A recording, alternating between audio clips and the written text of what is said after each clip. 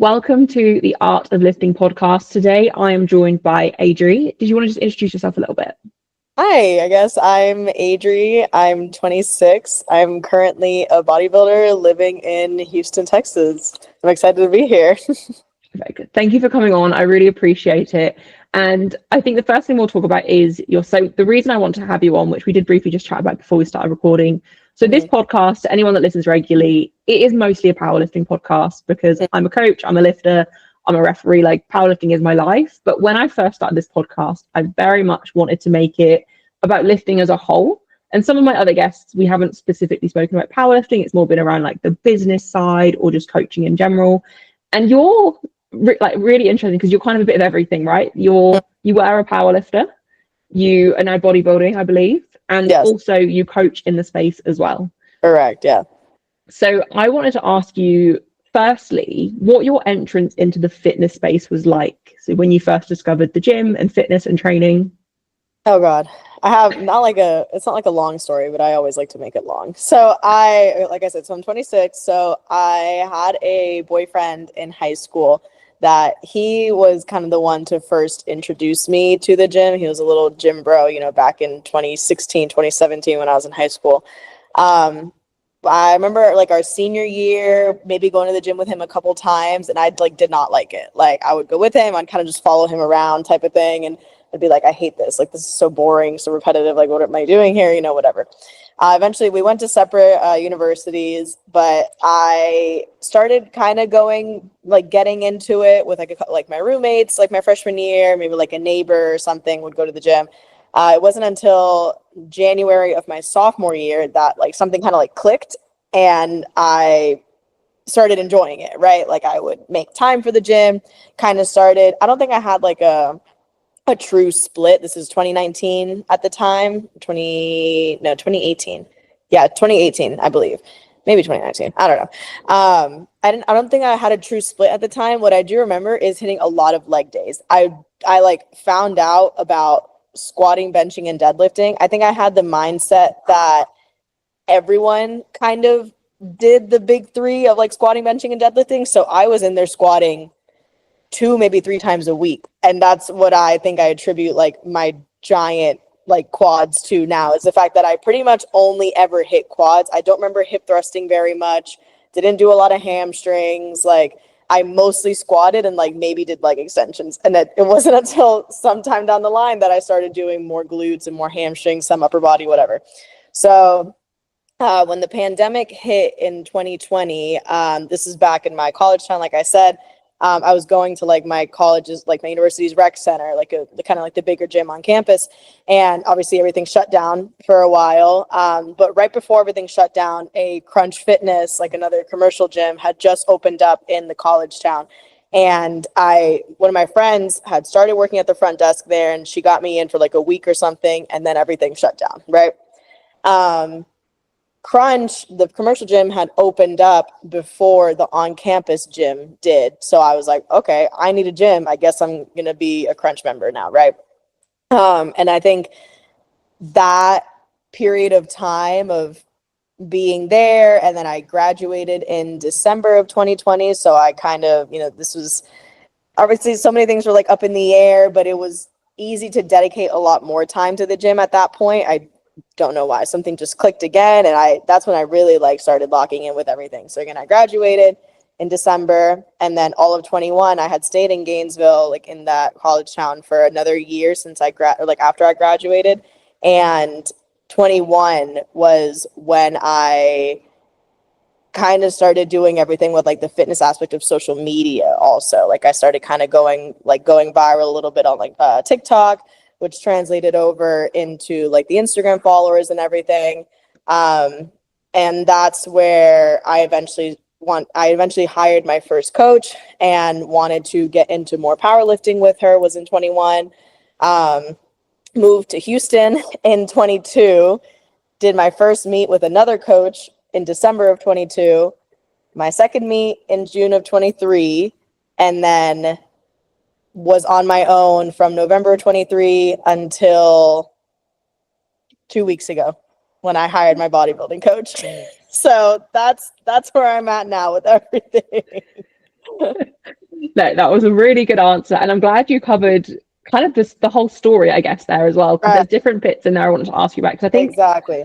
I think I first found you, it must have been around the time you moved, was it Houston when Corrupted was open? Because I think you did their socials for a while, didn't you? And I think that's where I first discovered you. And from there, I love your content. I have since then, and you're a really great person to follow, I think, for any women in the fitness space, because you're very, very positive and you're very honest as well, which I think is great.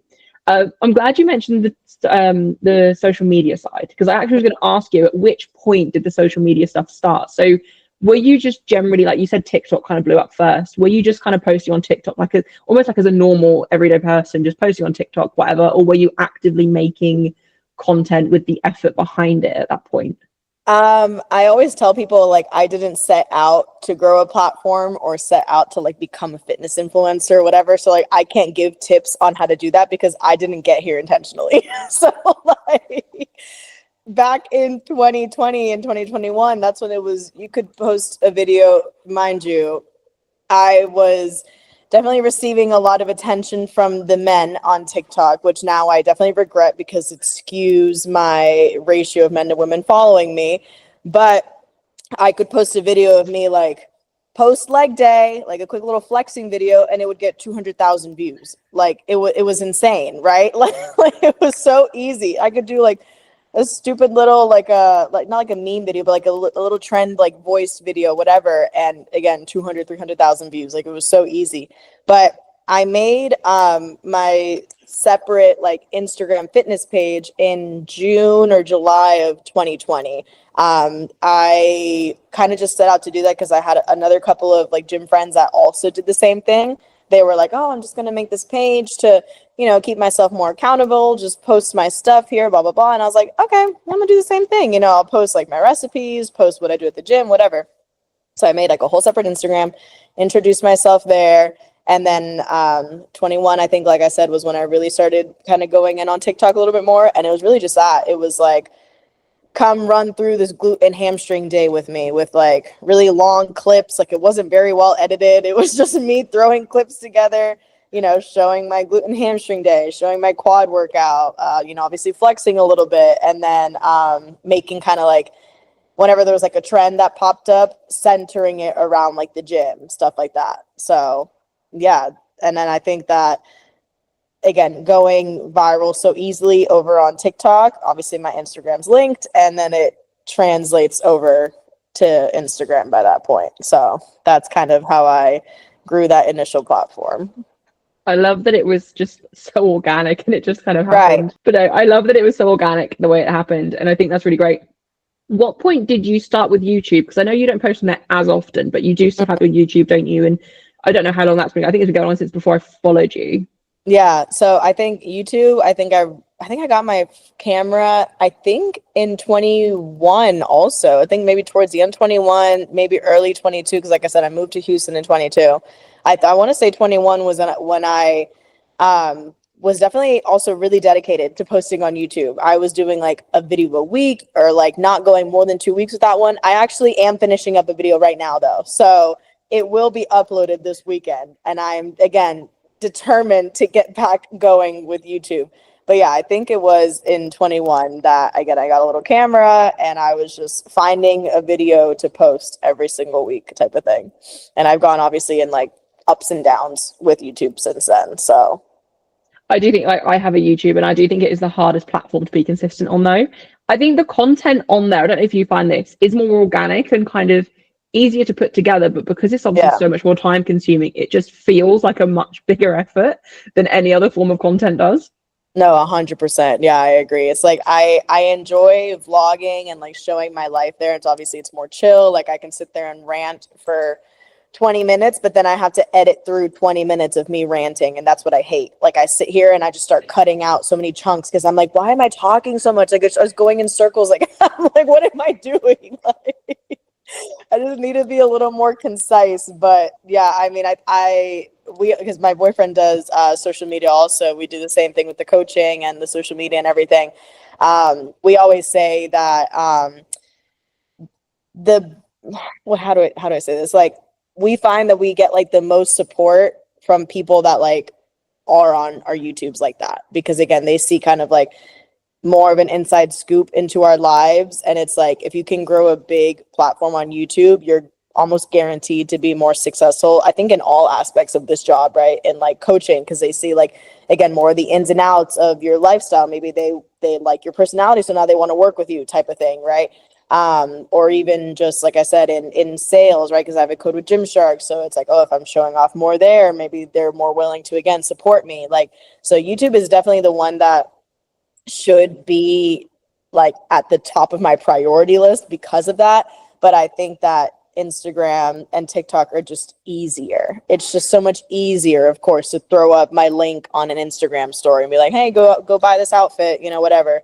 But again, the time and that investment into YouTube is worth it from what I've seen. We're obviously in a big circle of other creators and other coaches as well. And that's kind of like the general trend that we see, is that like people that have a big success on YouTube have success in other like facets of this sphere, this job. Yeah, I completely agree with you guys on that. I think Instagram, I mean, I don't really use TikTok, but like Instagram, TikTok, shorter form content will probably bring more eyes, but you don't really get to know the person. Even if like you do more like vlogging style reels, I guess, don't you, a lot of the time, and like you'll talk a bit on there and stuff, but actually sitting and watching someone's life on YouTube, you do feel like you kind of relate to them a lot more. And I've had it with my own work as well. Like I pick up more clients through YouTube, even though on a scale, my YouTube is so much smaller. Neither of my platforms are big, but YouTube is definitely smaller than my Instagram. But the people that I know through my YouTube, they connect with me a lot more, and like they've hired me more often and stuff like that. So I definitely think that is completely true what you've said there. Definitely, for sure. Yeah, I'm right there with you. So kind of going back to your entry into the powerlifting side. So when you joined the gym, did you join the gym as a bit of a cardio bunny, or did you, I know you said you train legs a lot, but were you pretty much straight into the weight section, or was it the typical cardio first and then, wait, what's this? I think that I was pretty weightlifting forward, because I think that one thing that, because I don't know if you knew also, I had my own podcast also, and that did kind of die out a little bit, but I think I kind of talked about a lot about my intro to the gym. There was that one big thing about me is that I don't recall ever really growing up and having like a confidence issue. So I feel like, and maybe it was also like, now that I think about it, like my boyfriend, like, again, back in high school, that showed me the weights, put me under a barbell, showed me the machine, showed me the dumbbells, that I wasn't afraid to do it on my own, type of thing. Maybe had I discovered it on my own, like differently, without him introducing it to me, maybe it would have been different. But I pretty much went straight to the weight room, and I was the type to, I hated cardio. Like I started liking the weights, and I didn't ever want to do cardio.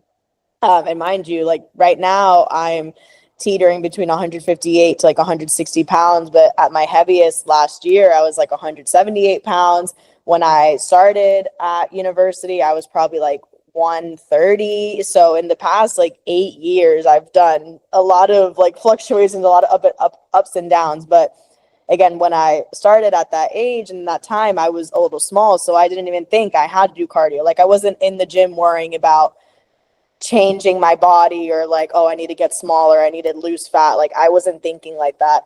I was gonna say something else. Oh, that's kind of how I came up with my phrase of like the strong and sexy, where I was just looking to get strong and doing everything that it took to get strong, and like letting the sexy come with it, type of thing. So it's funny that I'm doing bodybuilding now, because now I definitely have a focus on like the aesthetic of everything. But at first, for so many years, I wasn't. At first, it was just, I just want to get as strong as I can get and be able to squat this, bench this, deadlift that, and do my accessories, and let the sexy like come with it.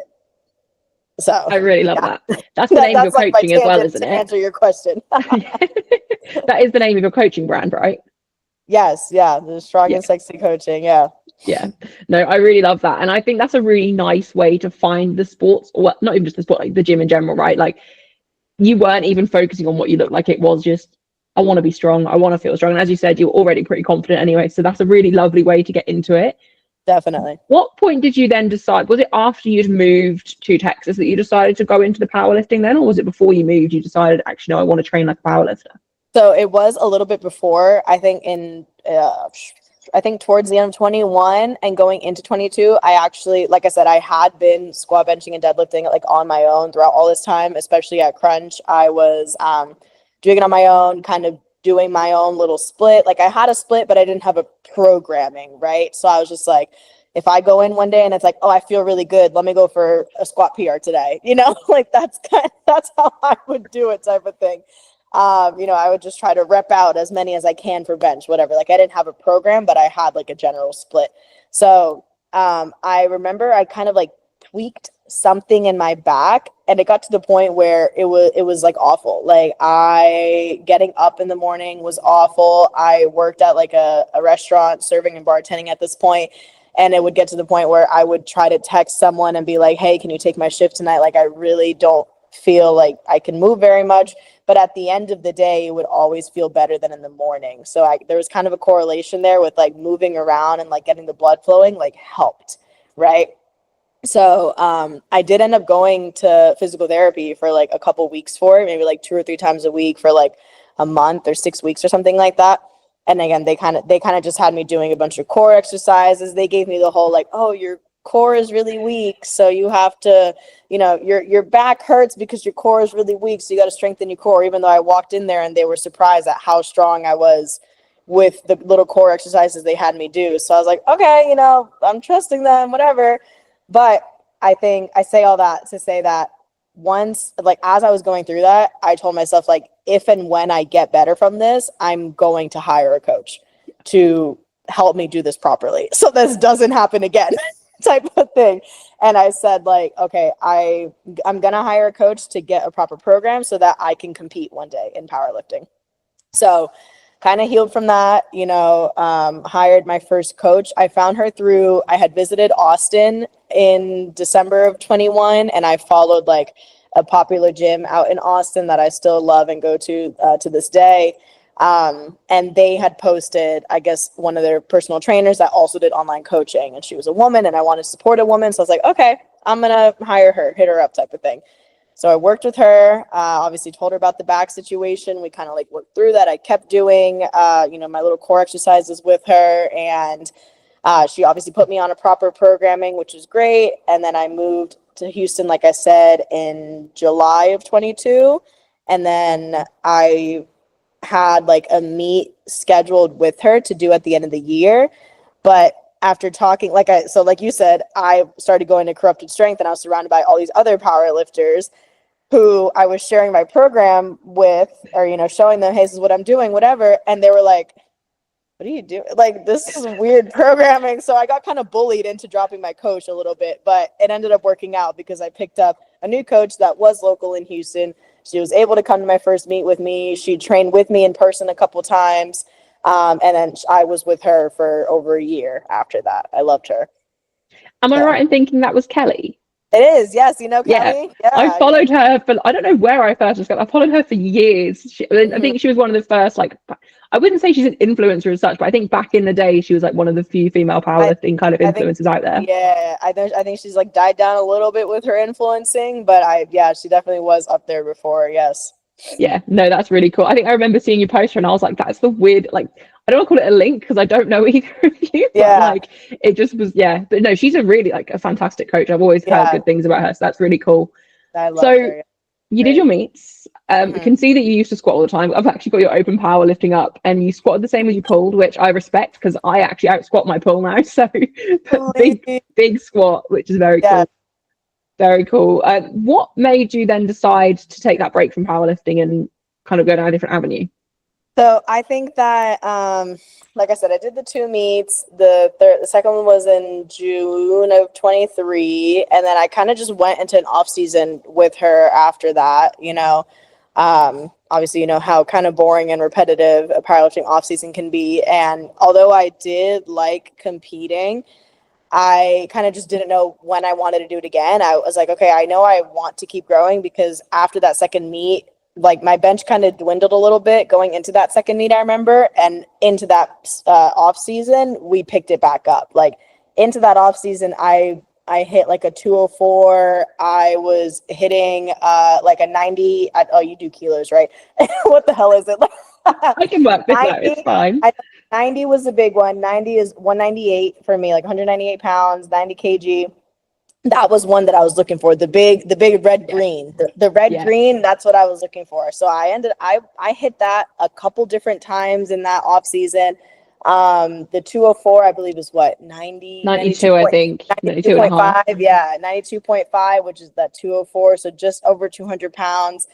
So we wanted to like keep blowing my bench up. My deadlift started clicking, like it was great. And then I kind of just got bored.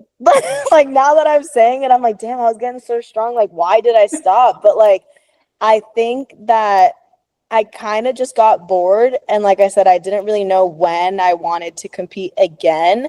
And I think a big part of it also was kind of not feeling like myself, because I knew how much time and energy I was pouring into the compounds, that I was slacking on my accessories. I was just barely walking to make my steps. I wasn't doing any cardio. And I kind of just felt fat and kind of like shit. And I was like, you know what? I think I can do this myself. Like, if anything, I think I can do this myself. I don't think I need to be paying for this programming right now.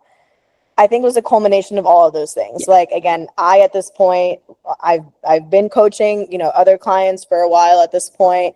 I'm subscribed to powerlifting now. So I'm still, up and coming in like the powerlifting, like education and everything. I learned a lot from her. Again, Kelly was great. It was nothing against her. I loved her. I learned so much from her.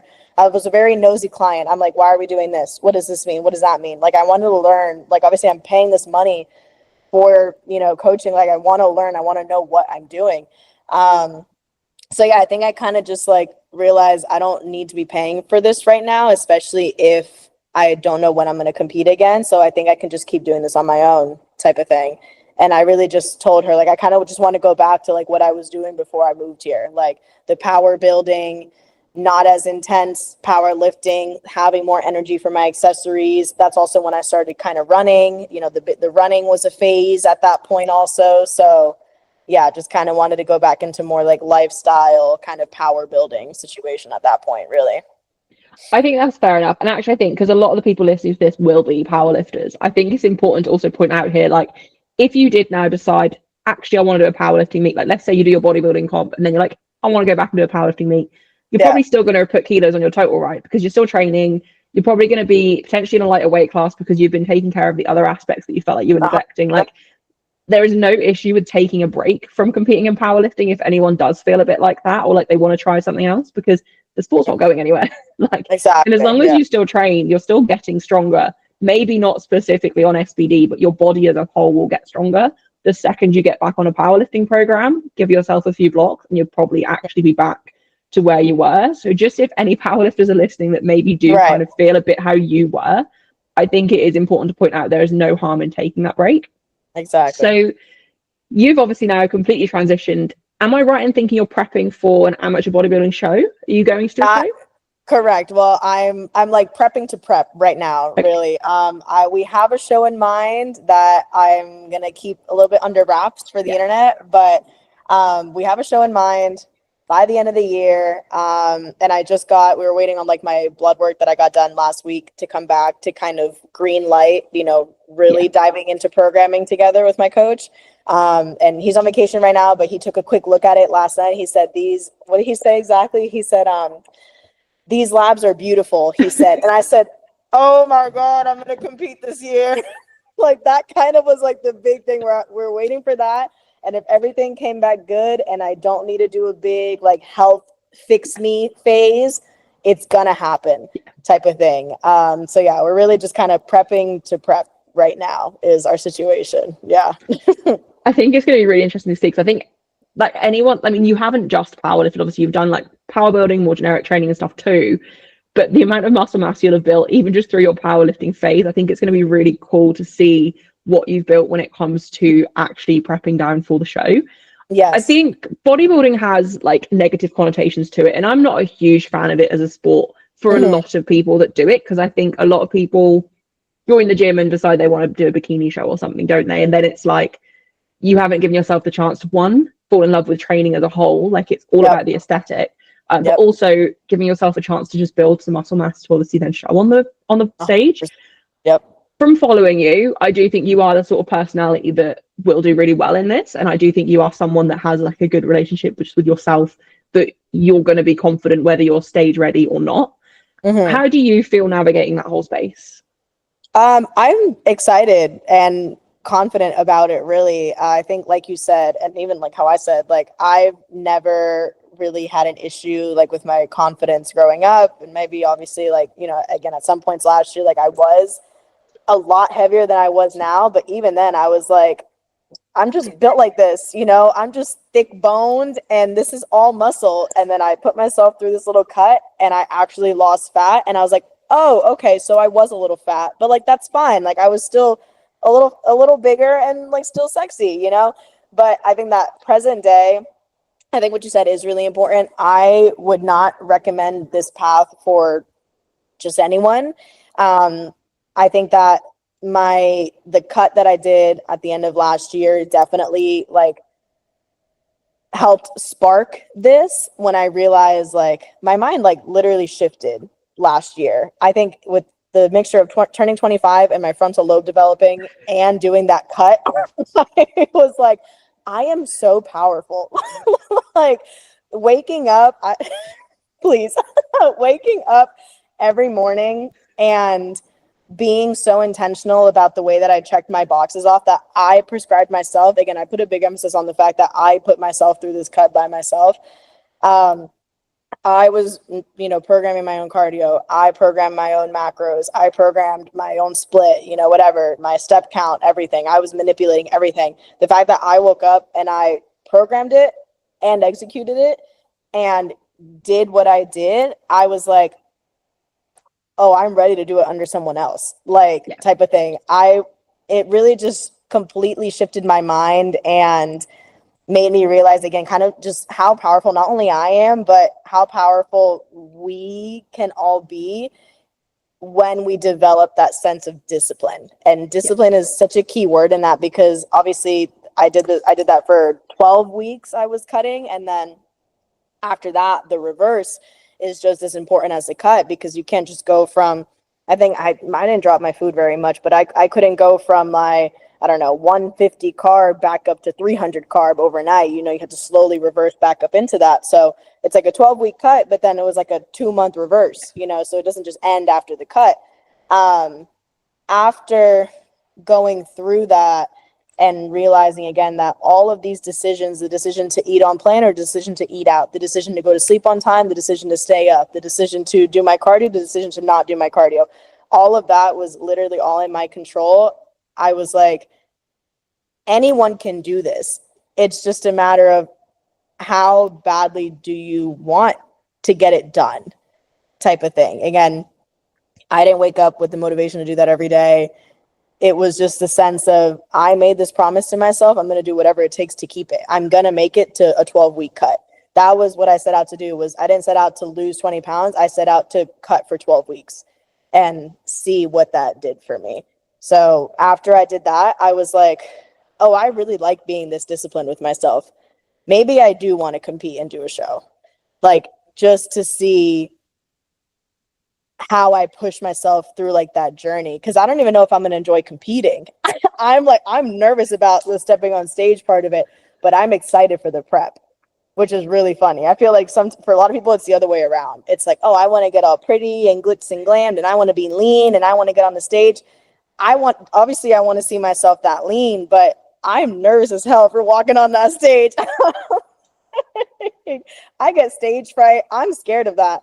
But I'm excited for the challenge of like the prep itself, which I feel like that definitely means that I'm in the right mindset for it. Yes, 100%. The reason I cracked up so much when you said about the frontal lobe is because me and my friends talk about this with everything that we talk about our lives. One of our friends isn't 25 yet, so it's always, when your frontal lobe develops, you'll get it. Just wait. Literally just wait. Yeah. No, that really got me. But Also, so I'm self-coached and I always have been. I've actually recently hired a nutrition coach because I didn't Okay. have the discipline to do my cut myself, which in the past Right. I have. So I think there's a really important thing you said there about how like you had the discipline to not only put yourself through a 12-week cut, but at the end of the cut to reverse yourself back up, because so many people, if you can do the cut, is actually, I think, the bit after that's the hardest, because it's so easy. Like even when I diet into competitions, for example, like when I do it Yeah. myself, as soon as that competition is done, the next week I eat everything in sight, and I don't want to. It's just because I Yeah. know I don't have to make weight for comp. So I think the Exactly. fact that you have that discipline just shows that actually this probably is going to be, I don't want to say an easy journey for you, because it's definitely going to be easy, but having the accountability of a coach this time when you actually get there will be really interesting to watch you go through that. And I do think it really does set you up for success, that you could do it by yourself as well. So Mm-hmm. that's really cool. And you obviously said that that's kind of where you made the decision of maybe I will compete. Had you toyed with the idea of competing before? Like I know even I have in the past, like when I first got into fitness. Never. I actually, when I was at Crunch back in Florida at the commercial gym, I was actually really good friends with like a girl that went there, and she was 18 at the time. And I think her dad was a bodybuilder growing up. So she was freshly 18 and doing bodybuilding shows. And I remember, like, again, being her friend. And this was at the time also when I didn't track my macros because I thought that was toxic and that was going to send me into a spiral. Like I'm telling you, if me right now talked to 2021 me and told her, oh, we're on a meal plan and we're about to start prepping to do a show, I'd be like, what the hell are you talking about? Like, it is such a switch in mindset from where I was 4 years ago that I literally would not like that. I've never dreamed, like, even in my wildest thoughts, I never thought that I would take fitness this far. Like, I thought, same as you were kind of saying earlier, I thought like bodybuilding was so toxic. Like when I had another like mutual friend compete and they told her that she needed to come in leaner, I thought that was such an insult. I was like, what do you mean she has to come in leaner? She's already so skinny. Like, this is so toxic, blah, blah, not knowing that that's literally the point of the sport. Like, she just needed to grow a little bit more muscle and come in a little bit tighter. And now I see, like, obviously my other bodybuilding peers, and I'm like, oh yeah, her glutes aren't as developed as they should be. She needed to either grow her glutes or come in leaner, but it's probably just grow the glutes. Like, you know what I mean? So it's definitely such a switch in mindset from where I was. Cause like I said, also, like, I never really put a big emphasis on like the aesthetic training. Like I always did accessories, but it was never like, oh, I want to look this way, or I want to shrink my waist or completely grow my legs. Like I was doing the 3 leg days a week, of course, like everyone else does, but it was never, I need to look like this. I just wanted to grow everywhere. And again, get stronger overall. So no, I never thought about doing this ever. It legitimately wasn't until I did that cut and did it successfully that I was like, that I think it could be fun. Like, I think it could be fun to challenge myself like that. And I think that thinking back to other events in my life, like I definitely do enjoy a personal challenge like that. So yeah, I really like love that. that's where I'm at right now. I love that you can also see it from both sides as well. Like you can see where people have the reserves of the sport, and like you said, you kind of used to be more like that. Then obviously now you can kind of see that there is a space for it if you're that right kind of person, you've got that right mentality and attitude. It's like it's like a heavy asterisk. Like anyone can do bodybuilding, but like you have to be like a certain type of person. Again, like you said, it shouldn't just be someone that had a 1 year of consistency and says like, oh, I think I want to get stage lean and hop on a stage. Like, no, number one, obviously just the muscular development, like you're not going to be there. And number two, if your 1 year of consistency in the gym isn't also like coupled with 1 year of not missing a single day of tracking your food and weighing yourself every day and being okay with that. And because that's kind of the biggest thing with women is just weighing yourself every day. And I've gotten over that hurdle. Obviously, I'm like, the weight on the scale is just a data point. It just tells you what's going on with your body on that given day. Like even just this morning, I weighed 158.6 pounds, I think, this morning. Yesterday I was 161. And to any person, any other, maybe another person, they'd wake up yesterday at 161 and be like, oh my God, I gained so much fat overnight. No, I know it's because I went to sleep at 11:30, woke up at 5:30 for work. And this morning I woke up at 7:45. And those 2.5 hours of sleep helped me. Like, I need those 2 hours of sleep, those 2 extra hours of sleep and a little bit more rest for my body to kind of like actually wake up where it's supposed to wake up. So you have to really just switch your mindset in that, and realize that so much of what you do is just variables you have to control and data you have to collect. And if you're not there, I would not recommend that you go into this. And I haven't even done it yet, but like I can see it again, like that's where you have to be, type of thing. Yeah. I like that you mentioned the daily weighing as well, because I think even from a powerlifting perspective, obviously it's a weight class sport. Granted, depending on the level you're at, it doesn't really matter what you weigh, but when you get to a certain level, you need to know what your body weight is, right? And I'm a nutrition coach as well, and most of the people that hire a nutrition coach are at the level where they're a little bit more competitive, and they need to monitor their body weight a bit closer. And I'll always say to people, if they're comfortable with it, weigh yourself every single day. And I've spoken to other coaches about this as well, because it does just become data. Maybe for the first few weeks or even month or two, you might have the odd day, like you said, where you weigh a bit heavier and you suddenly get this panic feeling. Obviously, then if you have a coach, you speak to your coach and they'll quickly remind you exactly what you've just said. How was your sleep? How late did you have your dinner? Stuff like that makes such a difference.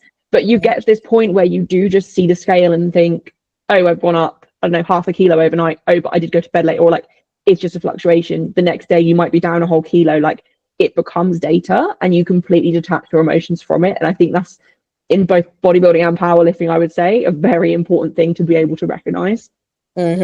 Most definitely. Yep. That's the biggest thing. It's everything you do is either a variable you control or data you analyze. And that's how you have to look at this stuff. Yeah.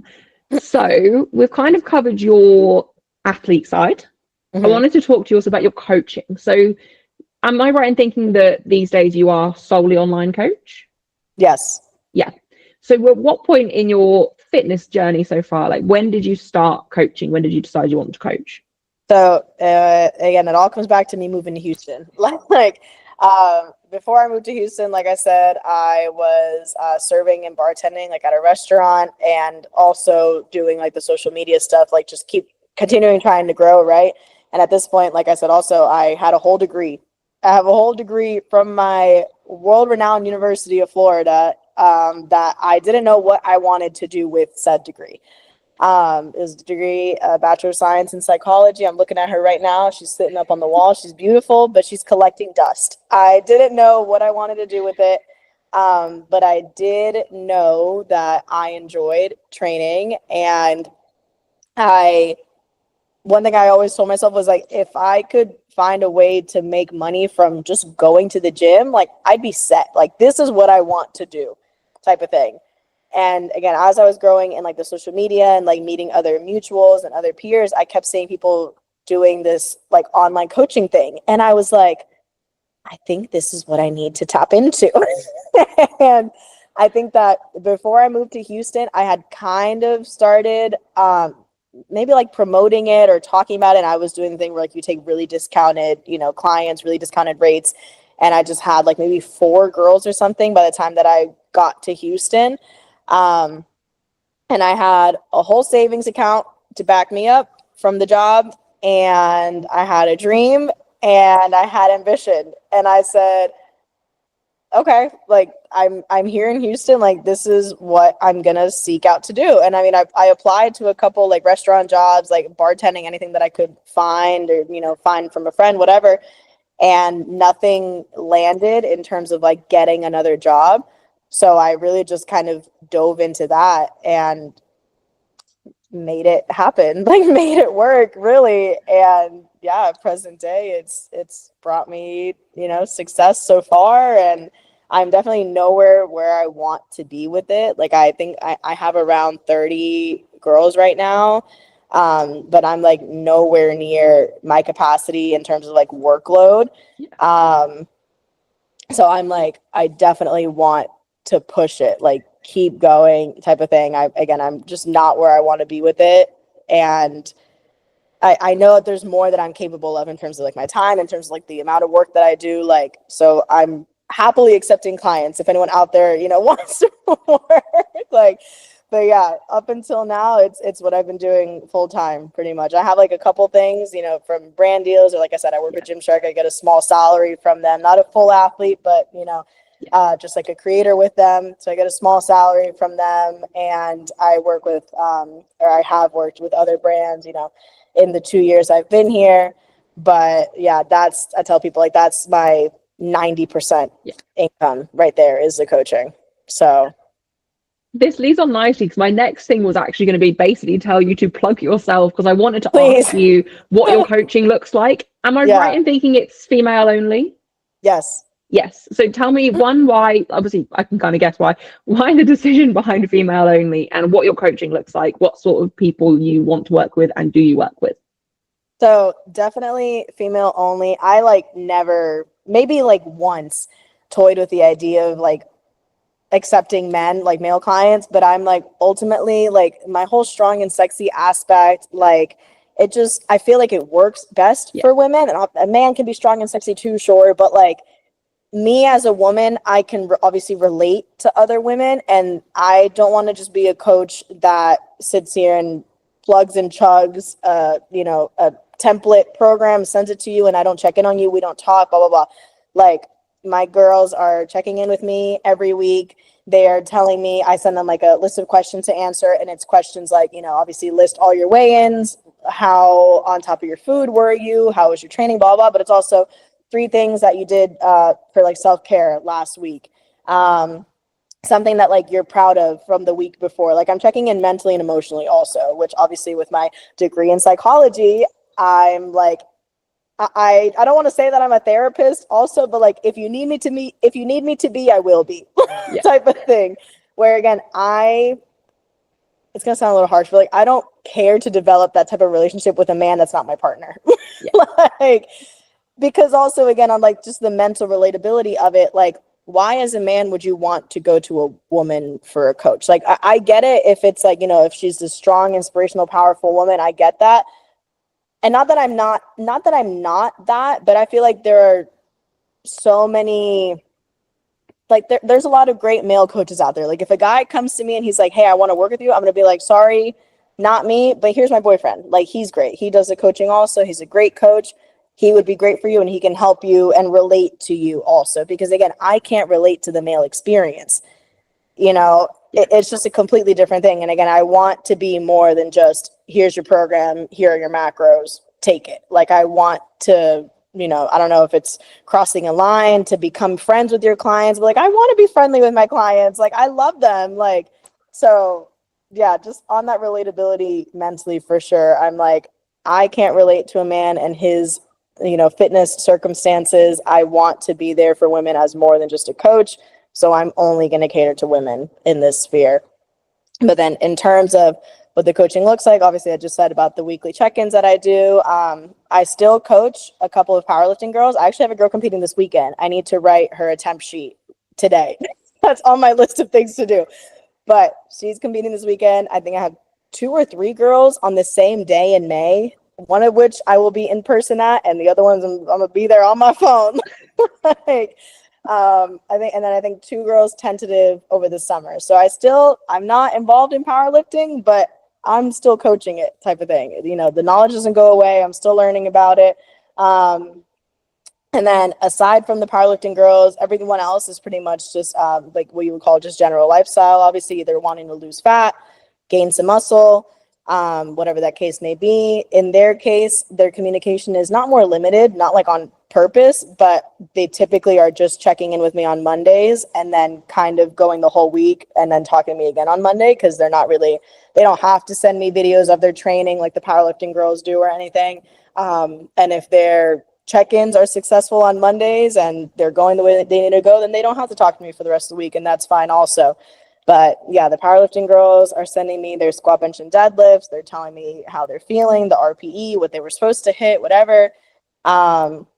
And then everyone has the capability to send me any videos that they want to. If a lifestyle girl is having trouble connecting her glutes to her hip thrust, I'm send me a video. Yesterday, I had a girl message me about lateral raises. I said, send me a video. I can't tell you what to fix if I don't know how you're doing them. So yeah, really just that. It's definitely heavy on open communication. That's like very big for me. Telling me, being completely honest with your check-ins, telling me if you messed up, how did you mess up? And this is how we'll fix it. Or if everything was perfect, let's keep the protocol how it is, or let's switch things up. You know, if there's a little bit of a stall, we'll do this, whatever the case may be. So definitely heavy on the communication on all aspects. Tell me how you are physically, mentally, emotionally, all the above. Yeah, I love that answer, and I think you've kind of covered everything I was kind of expecting from there. Like, obviously, I follow you, I see what you post, I see what you advertise. I also think as well, like, something that I've had this conversation a lot lately, and I think you'll probably agree, like, even myself, like, I coach powerlifting, right? But I also always say the best coaches, whether that's in-person trainers, online, just general fitness, if it's bodybuilding, powerlifting, whatever you're coaching in, the best coaches are the ones that are able to basically help their lifters build the confidence, right? And build that relationship. Like you said, you want to be friends with your lifters. And there's a difference between being friends in an unprofessional way and friends in the sense of, I know what's going on in their lives because it all relates to what I'm doing on the job. Exactly. And I know their personalities well enough to make them confident, because the more confident they feel in what they're doing and in themselves, the better their results are going to be, right? And I think it's that interpersonal skill that is such a big thing, which I think is probably what you were kind of saying there, obviously, about like with your check-ins, it's not just basic questions, like it's what have you done to look after yourself? What have you done that you're proud of? And things like that. It's important to know because it gives you a sense of those people. Exactly. Yeah. And like I said, I don't want to just be a very surface level coach. Like I don't need a roster of 100 girls. Like that's not what I want, but like, you know, keeping it in that sweet spot of like maybe 30 to 40, like that's a good amount. And that's enough to where like I still know everyone by name. I still know their faces. I still know generally where they're at. If not, I keep notes of everything. I keep tabs of everything. So yeah, definitely wanting to just build these connections with people. That's also why I'm hesitant. And not that I'm at the point where I need to expand and hire other coaches, but I've thought about the idea of maybe potentially one day like hiring a coach to work in the business. And I'm like, ooh, but like I want to have the relationships with everyone. So like, how do I go about doing that? And how do I make sure that this coach is, you know, doing things properly? And it's like, okay, well, you know, I mentor them, they learn from me type of thing. But it's like, I want like my name behind this brand and I want people to apply to me. But then again, if I can teach a coach my style of training, then it still is under me. But again, it's like, I want to oversee everything. So I'm really careful about that. With like the idea of if that happens one day where I'm in that position, I'm like, I still have to be able to oversee everything. Like I can't let anything slip, because I've seen that happen, and that's not very good if that happens to people. That's not messy. Is what that is. I think it's the core values, isn't it, of you as a coach, but you as a person as well, and obviously what your business stands for too. Like it is a core value of that relationship, that communication, and just it's a personal service. You're paying someone for like to cater to you. Yes. So you need to make sure you're doing that for your lifters, your athletes, whatever you want to call them, your clients. 100%. Yep. Perfect. So I would say, obviously, correct me if I'm wrong, your brand is very much around confidence. Yeah. And obviously you've said you've never really struggled too much with your confidence, at least not as an adult, like in the fitness space. This is probably my last question for you, but obviously if you've got anything else you want to chat through, we can. Do you have any advice to any women listening to this? Because I know I have a lot of younger female lifters that listen to this podcast as well. But anyone listening to this that struggles with their confidence, whether that's in just generally in life or in the gym and strength world specifically? I think bringing it back to what I learned through my cut is really important. Is that aspect of the two things, being discipline and control, and like the power behind that control, to where you can wake up and dictate how, like, at least the tone for how your day is going to go, right? You wake up, you have to work. Like yesterday, I worked a 6:45 to 2:30 p.m. shift. All right. You think I wanted to do that? I didn't want to go do that. But like, that's exhausting. I'm tired at the end of the day. But what did I do? I woke up at a decent time. I chose to make my breakfast, because I know if I choose to skip breakfast, again, both conscious decisions I'm making, I chose to wake up earlier to make sure I had time to eat, time to get ready, packed my next meal to bring to work with me because I'm on a meal plan right now. And that's, again, an active decision that I make to stay on my meal plan.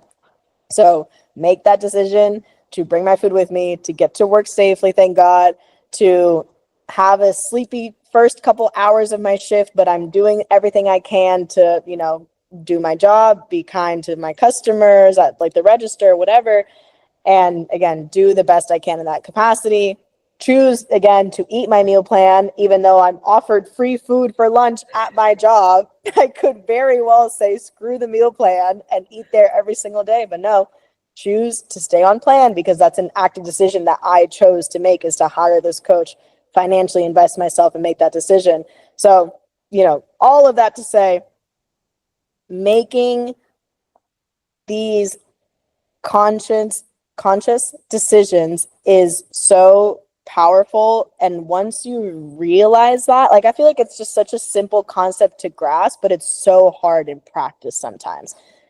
I don't even know how to like culminate this into a sentence. Like, just work to switch your mindset and tap into the power of control that you have in your day. Even if something happens in your day that you didn't expect, something out of the blue, whatever, you can still control how you're reacting to it. You can still control how you go forward from it. Let's say I had to stay an extra hour at work for some reason and it messed up my rest of the day. I still had to train after work yesterday.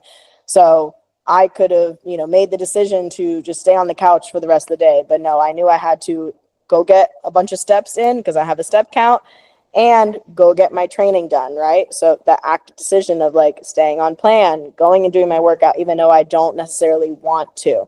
That discipline is what drives you, right? It's all like interconnected. Making the decisions that are going to fuel your discipline, because that's the goal that you have set out for yourself. And again, this doesn't just have to relate to fitness. If you're trying to finish school, if you have, you know, a bunch of exams coming up, or, you know, we're entering exam season, if you're working and you're a student, and you're still trying to stay fit, right? Again, making the decision to stay on your meals, to make the time to study, to get off your damn phone. Like, all of these things culminate into the three things again: the power, the discipline, and the control. And once you tap into those and realize that the majority of your day is in your power and in your control, like, you'll be unstoppable from there. Like, unstoppable from there. Nothing will get in your way, because you have this goal you have set out for yourself, whether it's to graduate, to get out of debt, to lose weight, to gain muscle, to compete, whatever the hell the case may be. It actively is in your control. And one more little thing about me is I hate the word try. The word try, after this entire speech that I just gave, the word try is ruining your life. Stop saying the word try. Oh, I'm going to try to wake up early. I'm going to try to stay on my meal plan. I'm going to try to study today. I'm going to try to, I don't know, keep a smile on my face after, you know, this bad customer just badmouthed me, whatever. Like, there's no try. There's only do. Like, if you've seen Star Wars, Yoda, there is no try. There's only do. You either want it or you don't. And then when it comes to making a decision like that, to stay on your meal plan, to wake up early, there's no cosmic force shoving McDonald's into your mouth and forcing you to not eat on your meal plan. There's no cosmic force at my workplace that's making me take the meal that they offer me. I'm making the decision to stay on plan. So stop saying the word try. Start working and doing. That's what I use to replace the word try. And just start executing better. Just find the goal for yourself and do whatever it takes to get to that goal that you made the decision to make for yourself.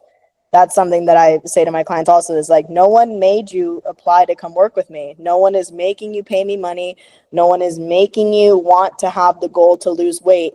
You made these decisions for yourself. So why are you not taking the steps to get you to that decision that you came up with? I love that answer. It actually links it. You reminded me of a conversation I had recently. So where you said basically it's control what you can control. And I feel like we're the same age. And I do think as you get older, you do start to realize how much, like, my boyfriend said to me recently, he's like, what's your biggest insecurity? And I was like, I'm too old to be insecure. And that was my Please, like go-to, literally. like out of nowhere. I just said it and I sat and thought about it. And I've thought about it ever since. And I'm like, I Yeah, actually do feel like that because anything I can control within my life, I you fix control it. and I do my best in what I can. And if I can't control something, there is no point in me letting it bother me. Maybe, something Yeah, horrible happens, whatever. Yeah, I'll be upset, but I'm not going to let it bog me down because it's not within my control. So what's the point? And I do think that massively links into just general confidence because once you take ownership of what you can control, you do just feel better in the stuff that you can't because to just let it go. exactly. No, I love that you said that. I think we need to be friends now because I think exactly the same way is that, again, if you have an issue with someone, something, if you hate your eyebrows, go get your eyebrows done. Like, if you hate your hair, go get your hair done. If you're upset with the body you see in the mirror, there are ways that you can fix that, And if something is out of your control, let it go. That means that there's nothing for you to worry about.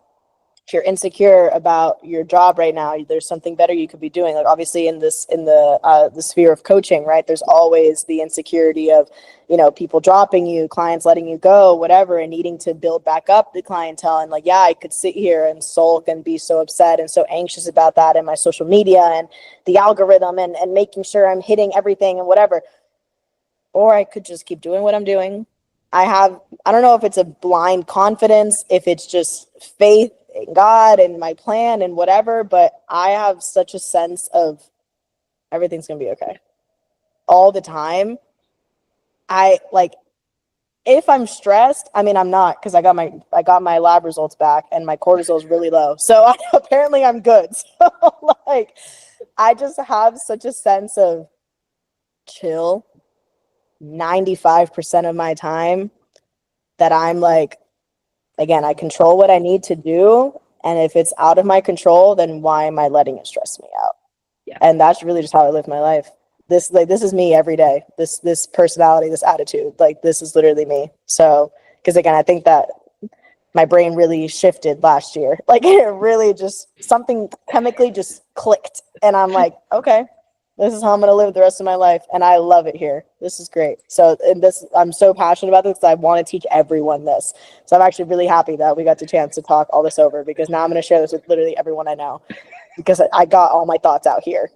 This is great. So thank you so much for the experience and for the opportunity to do this. Of course. Honestly, that was one of the main things I wanted to speak to you about because I think you are one of the influencers that I found as well that made me kind of accept myself more, I think, as well, because you've always just posted yourself. And not that it's always about body weight, but seeing you confident through all these different phases of body weight also, I think, is a really big thing. And where you even said, if you're not happy with your body, you can change it, which obviously there's some circumstances where it's not as simple as just what we would say that, like train harder, Right. eat better, whatever. But at the same time, by taking some level of ownership, even if you don't change your body, you're probably going to feel better in yourself just from trying to eat more nutritious foods, right? Even if your body doesn't change at all, you're still going to feel better in yourself. And with that, probably feel a lot more confident, right? Yep. One other thing you did mention briefly there was stress. And anyone that follows me on Instagram knows that I am currently in my era of trying to keep my stress levels as low as possible. And one thing I'm doing with that is I don't want to say avoid social media because most of my business comes from social media. So I have to be on there and active on there. But I'm basically trying to honestly not message as much because I do sit on there and message my friends nonstop all day. And obviously that's not the most healthy boundary anyway. But I'm also trying to not doom scroll in bed before I go to sleep every night and things like that. And I wanted to ask you, as someone that you are big on social media, you have a big following, and I'm sure your business also comes through social media. You work with brands. How do you balance not spending too much time on there, or is something that you also struggle with? I got a job outside of social media. That helped. Now I'm not spending 8 hours on my phone every day. Maybe I'm spending 5 or 6, but it's not as much. And I'm not working every day either. So like on a day like this where I don't work and it's my rest day, today definitely would be a day where if I weren't on here, I'd probably be laying on this couch, scrolling a little bit and like finishing up my video and then scrolling a little bit more and, the back and forth. But a way that I work to control it is, at least especially before bed, I'm really good at, my phone doesn't sleep next to my bed. My phone, either my charger sits in my bathroom or I have a second one out here on this couch. And I'm either charging my watch in the bathroom or my phone out here, or if my watch is charged, then my phone can sleep in the bathroom. But I have an alarm, like just a regular alarm clock next to my bed. That's what wakes me up in the morning. My phone does not sleep next to my bed, so I'm not scrolling in bed. I might scroll on this couch, but I won't scroll in bed. And I make sure that I have a little Kindle, so I read before bed. Even if I just read a page and a half and then I fall asleep, then that's all I get done. But at least I'm not sitting on my phone laying in bed before getting, to sleep. But in terms of, the rest of the day before that, I definitely struggle with it. Again, I not guilt myself into thinking, but again, it's a conscious decision. So if I'm being so hard on conscious decision to eat your food, to do your cardio, to do this, to do that, it's a conscious decision to get off my damn phone. So I just need to be better at reminding myself again of that decision of, okay, do I need to be scrolling right now, or can I be finishing this video? Do I need to be scrolling, or can I be texting a client back? Why am I letting my client sit here not being responded to and I'm just scrolling through damn TikTok? Like, there's always something else I could be doing, even if it's just leaving my phone in here and going on a damn walk. Like, so again, yeah, really just being better at recognizing that scrolling on my phone is an active decision. And if I'm going to preach about all these active decisions, I also have to be good about this one. So that is something that I'm working through as well. Because I've tried the whole locking myself out of the apps and I just plug in the code and I'm right back in. Like, that doesn't work for me. And again, obviously with the job being in social media, maybe I could take like a Sunday detox, but people are like, oh, a week, 2-week detox. I can't do that. I'm sorry. I can't do that. I'm not going to do it. Like, I do love Twitter. I'm going to scroll through Twitter mindlessly sometimes. I'm not going to get rid of it because I love it. But there are ways that I could control a little bit better. And that's just what I'm working on, as we all are. I actually, even just the idea of having my phone not in the bedroom at night is such a simple fix, but I wouldn't have thought to do it. But by the time, if I've left my phone in a different room, I'm not going to go up and get it once I'm in bed. Exactly. I'm just going to go to bed. That is a fantastic tip that I will take away from this. Yeah. So thank you. And even if you have to, or to anyone listening to this, if you have to like start waking up early and you don't have, well, first of all, I suggest everyone get a separate alarm clock. Stop letting your alarm be your phone or your phone be your alarm. Get a separate alarm clock, because then you have no reason for your phone to sleep next to you. But even if you do need your phone to be your alarm clock, that could also help you, because if you struggle with snoozing, put it on your couch. You have to get up out of bed to go turn it off. Yeah. And then what are you going to do? Make the decision to get back in bed? Or are you going to make the decision to go to the bathroom and start your day? You know what I mean? Like, it all comes down to what decision are you making? So that's my culmination of all my thoughts. Brilliant. I've really enjoyed this episode. Have you got anything you want to shout out? Obviously, you shout out your Gymshark code while you're here too. Anything else you've got coming up or going on that you want to talk through? I don't think a lot. No, with Gymshark, my code Adri10 works. It gets you 10% off anything. That's ADRI and then just the number 10. Like I said, I have a pretty exciting bodybuilding journey ahead of me. So hopefully y'all follow me. I'm sure maybe you'll plug the link or something somewhere, but I'm Adri Rivera with 2 A's on Instagram. And yeah, TikTok is, whatever at this point on TikTok, but we'll worry about another time. But YouTube, I'm going to be back on YouTube. If you type in Adri Rivera, I should pop up on YouTube also. And yeah, I'm excited, like I said, to share this prep journey and just the journey of my fitness, because I don't know what the hell I'm going to do after this. Maybe I'll keep going with bodybuilding. Maybe I'll hate it and I'll do something else. But yeah, I've been around for 5+ years now, and I'm hoping to be around and relevant for many more. So we'll see. Yeah. Oh, here's my cat. Look, Pluto came to say hi.